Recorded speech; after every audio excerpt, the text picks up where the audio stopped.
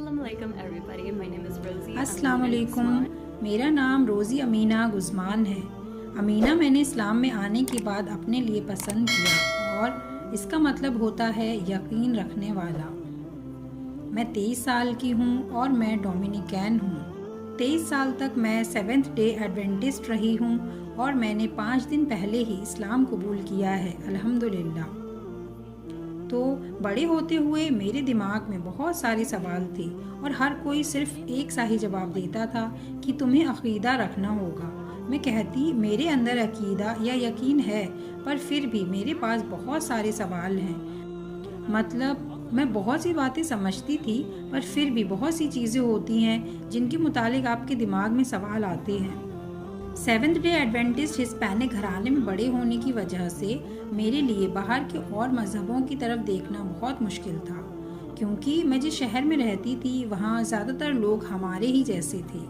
तो मैं इसलिए ईसाई मज़हब के अलावा और किसी मज़हब के बारे में नहीं जानती थी, और यही वजह थी कि इस्लाम के बारे में भी मुझे कोई मालूमात नहीं थी। तो इस्लाम के बारे में मैंने रमज़ान के महीने में जाना।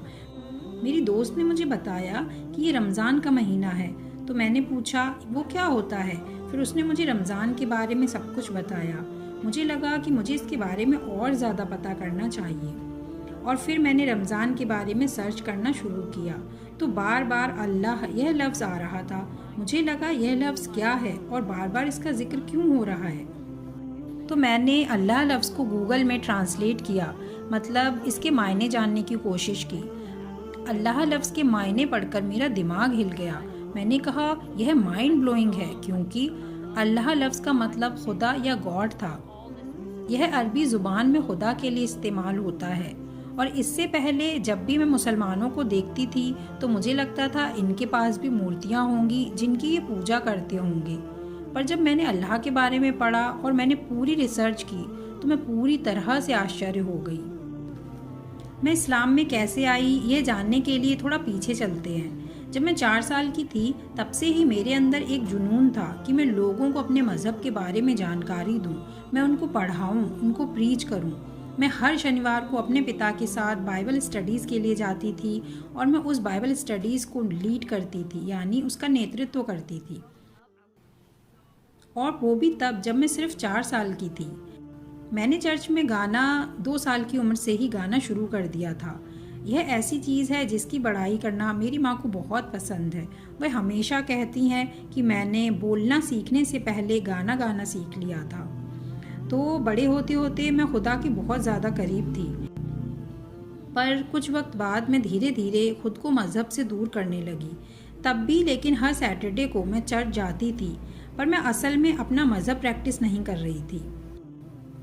फिर अभी से 4 साल पहले जब मैं अपने बेटे मैटियो की माँ बनने वाली थी, यानी उस वक्त मैं प्रेग्नेंट थी, तब मुझे बहुत शिद्दत से यह महसूस हुआ कि मैं प्रीच करना या अपने मज़हब की लोगों को दावत देना चाहती हूँ। यह एहसास इतना मजबूत था जितना मुझे 4 साल की उम्र में होता था, और अब जब मैं 19 साल की हूँ फिर भी वही एहसास उतनी ही मजबूती से मेरे अंदर आ गया था। मेरे दिमाग में बस यही रहता था कि मुझे प्रीच करना है, मुझे प्रीच करना है। मैं क्रूसेड हाथ में लेकर ईसाई मज़हब के गाने गाती थी। मैं अलग अलग चर्चों में ऐसा करती थी। मैं मजहबी स्पीचेस देती थी। मैं सब कुछ कर रही थी। मुझे ऐसा लगता था मेरे अंदर कोई मशाल है जो ईसाई मज़हब की दावत का काम करने के लिए जल रही है। पर बदकिस्मती से मेरे बेटे की पैदाइश के 3 महीने बाद ही वफ़ात हो गई। उसकी वफ़ात सिट से हुई थी, यानी इसमें बच्चा सोते वक्त सांस लेना भूल जाता है। उसकी वफ़ात के बाद जो मेरे अंदर आग थी वह बुझ गई। ऐसा लगा जैसे किसी ने उस पर पानी डाल दिया हो, और वह ज़रा सी भी नहीं बची थी। हल्की फुल्की चिंगारी भी नहीं बची। मैं पूरी तरह से ठंडी पड़ गई थी और मैं पूरी तरह से टूट भी गई थी। मैं 4 साल तक डिप्रेशन में रही। मुझे सुसाइड के ख्याल आते थे। मैं इस दुनिया में ही नहीं रहना चाहती थी, और मैं पूरी तरह से टूट चुकी थी। उस वक्त मेरी दोस्त ने मुझे रमज़ान के बारे में बताया। तो जैसे ही मैंने लफ्ज़ का मतलब देखा कि अल्लाह यानी खुदा, तो ऐसा लगा मानो वह आग जो मेरे अंदर राख बन गई थी फिर से जल उठी। और मैंने कहा ये क्या हुआ, और तब मैंने फ़ैसला किया कि मैं अब ज़रूर जानूंगी कि ये सब क्या है। मैं ऐसा क्यों महसूस कर रही हूँ। और मैं पागलों की तरह इस्लाम के बारे में पढ़ने लगी, इस्लाम के बारे में रिसर्च करने लगी। मैं सोकर उठती और इस्लाम के बारे में पढ़ती, मैं सोने जाती तो इस्लाम के बारे में पढ़ती। मैं पूरा दिन बस इस्लाम के बारे में ही रिसर्च कर रही थी। मैं आधी रात को उठकर इस्लाम के बारे में पढ़ती थी। मैं खुद को रोक ही नहीं पा रही थी ये सब करने से। और मैं खुद को तब तक नहीं रोक पाई जब तक 5 दिन पहले मैंने कलमा पढ़ा, यानी मैं मुसलमान हो गई। तो मैंने एक इमाम को मैसेज किया तो उन्होंने कहा कि अच्छा ठीक है, हम मिलते हैं। और हम सैटरडे को मिलने वाले थे। पर मैं जब ट्यूसडे को जागी तो मुझे लगा मैं बिल्कुल भी अब इंतज़ार नहीं कर सकती। मेरे अंदर कुछ था जो कह रहा था उठो, अभी उठो, तुम्हें ये अभी करना है। तो मैंने दोबारा इमाम को सुबह के 5 बजे मैसेज किया कि मुझे आज ही इस्लाम कबूल करना है। तो ऐसे मैं इस्लाम में आ गई। इस्लाम में आने के बाद मेरा परिवार मेरे लिए सबसे बड़ी परेशानी था, क्योंकि मेरे माता पिता शुरू से ही अपने मज़हब यानी ईसाईयत में पूरी तरह से यकीन रखते थे। बचपन से ही मेरे पिता हमेशा से चाहते रहे हैं कि मैं चर्च में आना जाना ज़्यादा करूं, और बड़े होने पर भी वो मुझे कॉल करते थे कि तुम चर्च आ रही हो ना। वो चाहते थे मैं अपने मज़हब में शिद्दत से यकीन रखूं। तो इसलिए मैं बहुत ज़्यादा परेशान थी कि जब उन्हें मेरे इस्लाम में आने का पता चलेगा तो वो मेरे साथ कैसे पेश आएंगे। मैंने इस्लाम कबूल करते ही नमाज़ पढ़ना शुरू कर दिया था। मेरे पास बहुत से दोस्त थे जो मेरे लिए दुआ करते थे। मेरे पास मुसलमान ख़वातीन का एक पूरा ग्रुप था फेसबुक पर जो मेरे लिए दुआ करते थे। तो मेरी माँ के पास जाने से पहले भी मैंने नमाज़ पढ़ी। मैंने दुआ की कि अल्लाह आप ही हैं जो यह सब कर रहे हैं। मुझे खुद नहीं पता मैं यहाँ तक कैसे पहुँची, पर बस वो आप ही हैं जो यह सब कर रहे हैं। फिर मैं अपनी माँ से मिलने गई और मैंने उन्हें बाहर पोर्च में बुलाया और मैं उन्हें बताने लगी। तो उन्होंने कहा ओके। मुझे लगा क्या बस ओके? मुझे लगा था कि वो मुझ पर चीखेंगी, चिल्लाएंगी, पर अल्हम्दुलिल्लाह मेरी माँ ने कहा तुम अब बड़ी हो गई हो, तुम अपने फैसले खुद कर सकती हो। फिर उन्होंने बताया कैसे वह एक कैथोलिक घराने में पैदा हुई थी और 23 साल की उम्र में कैसे वह कैथोलिक को छोड़कर 7 डे एडवेंट में दाखिल हुई। और उन्होंने कहा मैं तुम्हें मना करने का कोई हक नहीं रखती, क्योंकि मैंने भी वही किया था जो मुझे सही लगा था। फिर मुझे अपने पिता और अपनी बहन को ये बताने में सोचना पड़ रहा था। मैंने अपनी माँ से कहा अगर आप चाहें तो उन्हें बता सकती हैं, मेरी आपको पूरी परमिशन है।